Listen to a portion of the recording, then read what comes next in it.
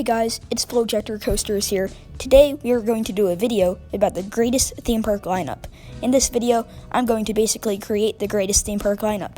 We are going to start out with the basic lineup. I'll explain what that is in a little bit, and then we'll move on to the advanced lineup. I'll also explain that in a little bit.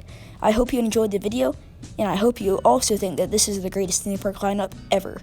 It'll outbeat Cedar Point by far and just be awesome. So let's get into it. First, I'm going to start out with the basic lineup. What a basic lineup is, or my definition, is that a basic lineup is what a theme park needs to have a well-rounded coaster collection with a wide variety of thrill machines that everyone can enjoy no matter what your taste is. The basic lineup includes a 200-foot coaster. The one I'm using is a B&M Hyper, like Shambhala at Port Aventura. It also includes a wooden coaster. Mine is an RMC Topper Track wooden coaster. It also has some sort of inverted coaster. Mine is a B&M Invert, like Montu at Busch Gardens, Tampa. Also in the basic lineup, there is a looping coaster, like mine is a Gerstlauer Infinity coaster, like Smiler. Also in the basic lineup, there is a family coaster.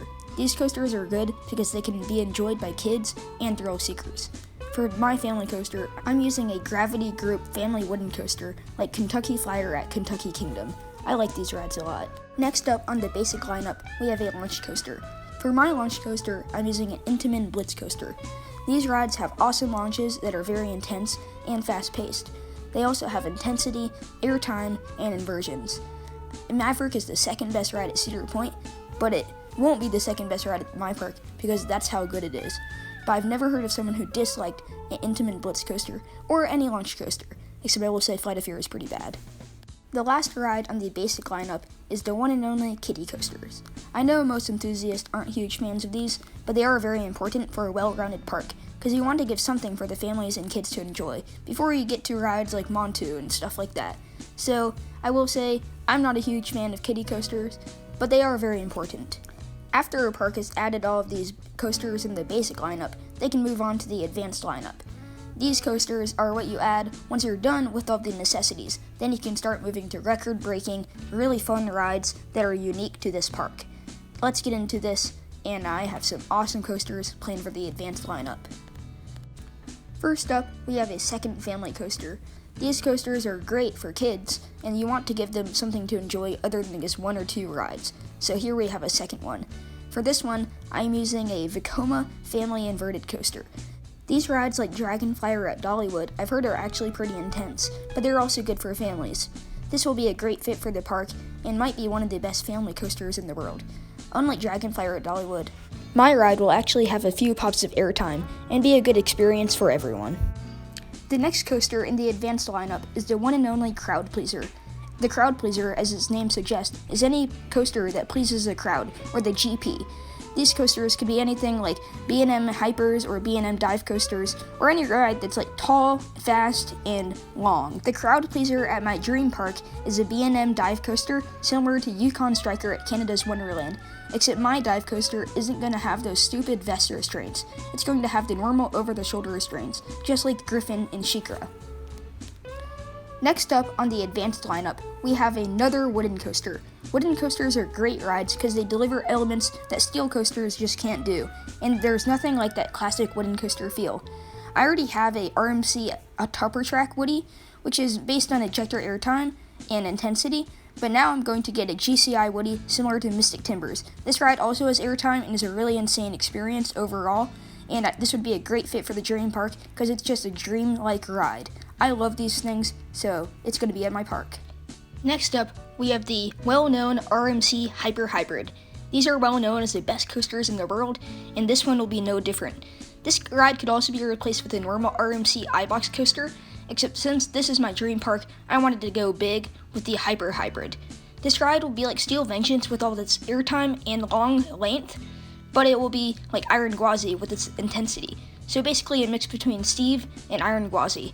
I think this ride will probably be the best coaster ever built, and guests will love this machine of airtime, length, and intensity. Let's move on to the next one. Next up, we have a racing coaster. I know I'm showing the Amusement Insider's animation of Pantheon, but let me explain. This racing coaster will be like Pantheon, an Intamin multi-launch, but it will have two tracks, so you can duel the other people or your friends and race them. I know you might be thinking this ride is too similar to Maverick because they're both Intamin Blitz coasters, but this ride will be higher off the ground with airtime hills and inversions, unlike Maverick, which is low to the ground with its fast transitions. This ride will be very intense, but it also have some awesome airtime and some cool elements. Now let's move on to the next coaster in the advanced lineup. We have the awesome 300-foot coaster, or Giga Coaster.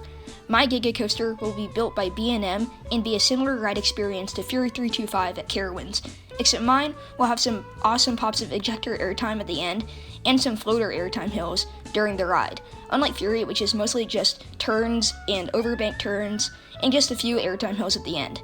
My ride will be a little longer than Fury, but also a little taller than Fury. It'll probably be 360 feet tall, which will make it the tallest coaster ever built with a lift hill. This ride will probably be a fan favorite for GP, but it'll also be a great coaster for everyone. This ride might be one of the best in the world, but it's not even the best in my park, because that's how good it is. The next coasters in the advanced lineup, and the last ones, are the two unique coasters. A unique coaster is any coaster that's unlike most other coasters. For example, a flying coaster, or a wing coaster, or a fourth dimension coaster. One of my unique coasters is a B&M flying coaster. I could go with Vekoma, but I wanted to go with B&M for this one. This ride will be very similar to Flying Dinosaur at Universal Studios Japan, but have some more intense elements and just be a great ride altogether. It'll be by far the best B&M flying coaster and one of the best in my park. Now let's move on to the second unique coaster. We have the one and only SNS Fourth Dimension coaster. This coaster will be over 200 feet tall and be similar to Eggjanika at Fuji-Q Highland. I've heard this ride is absolutely insane and makes you laugh hysterically, except this ride will be even more insane.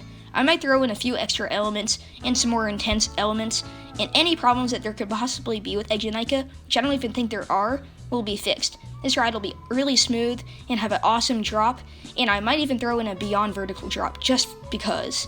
But this ride will be one of the best in the world, and might be the second best or first best in my park. That concludes the overview of all of the coasters in my park.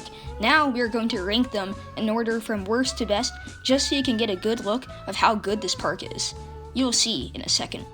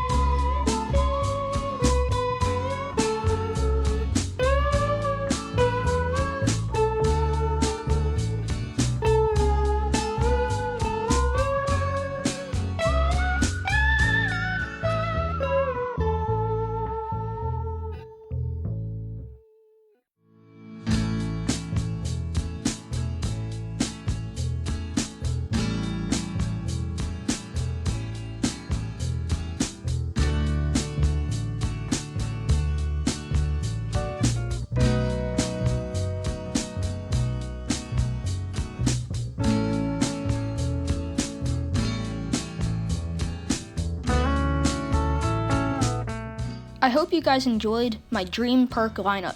This was a really fun video to make, and I really wanted to see how awesome this park could be, but still being reasonable. I could have made it just where I just took all the best coasters in the world and just threw them in one park, but that wouldn't make any sense. I wanted to make it semi-realistic and make them a good fit for the park. So hope you enjoyed. If you did, make sure to subscribe for more content like this, and bye.